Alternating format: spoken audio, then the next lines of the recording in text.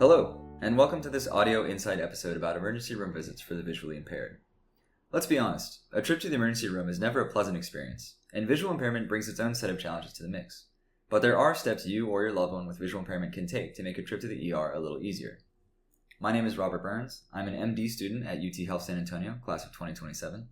And I'm Asin Shah, also an MD student at the UT Long School of Medicine, class of 2027.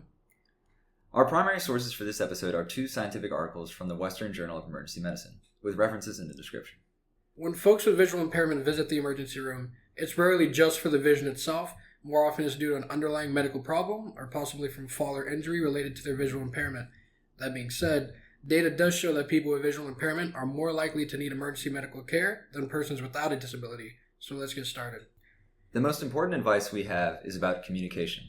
So visual impairment can make communication in the ER difficult. There can be difficulty communicating one's degree of visual impairment to all the different staff, difficulty communicating with the staff as they come in and out of your room when you not be able to see who it is, and difficulty receiving written communication like forms, records, and discharge paperwork on your way out. So let's start at the beginning. When communicating your visual impairment to the ER, start as soon as you are getting checked in. That first contact is the best time to make sure your needs are being communicated well. Be assertive, and make sure the first person you talk to knows about the type of visual impairment you have and makes a record of that in the notes for your visit, what they might call your chart. So when you go to the ER, make sure the first worker you talk to makes a note of your visual impairment in your chart. Next, you will be given a bed in the ER, and nurses and doctors will begin visiting you periodically. With visual impairment, it can be hard to identify who is who and what they will be doing around you or to you if they don't clearly introduce themselves. Nobody wants to get an injection without knowing about it. That's why our second tip is to always speak up when you notice someone entering the room. They might not be aware of your visual impairment, which makes it hard to know who's who. But if you start the conversation just by saying something as simple as, "Hello, who is it?" or "Hi, I have some trouble seeing, would you please introduce yourself?" they'll be reminded that they need to give a proper introduction. You may want to ask them to also explain out loud what they are doing and how long they will be with you in your room. Keeping track of the people coming and going should help you feel a little more relaxed and familiar with the staff, taking off some of the stress of being in the ER.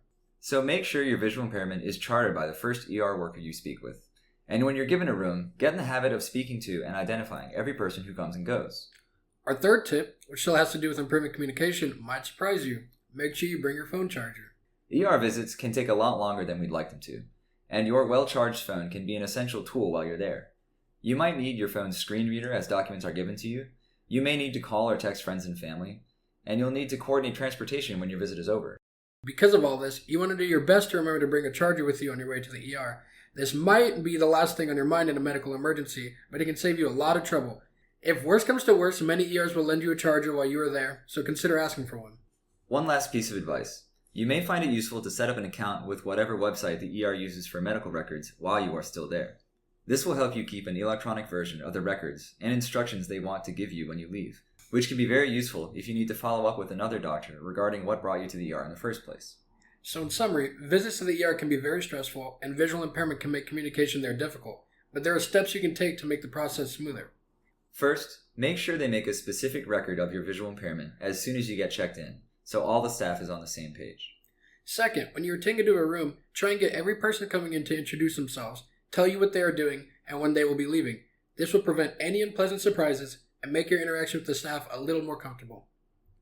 Third, try to remember to bring a charger, because your phone is one of the most important communication tools you have, and you wouldn't want to be caught with a dead battery.